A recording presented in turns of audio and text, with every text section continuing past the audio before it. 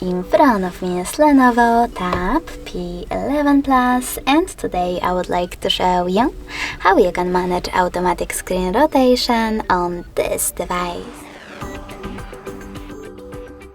First of all, go into Tab menu.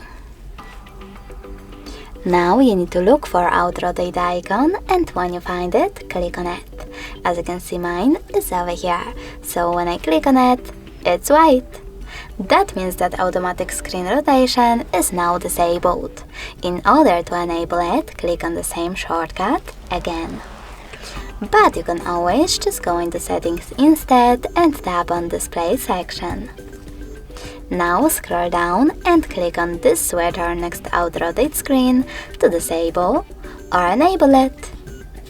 Thanks so much for watching. If you enjoyed this video, leave a like, comment and subscribe.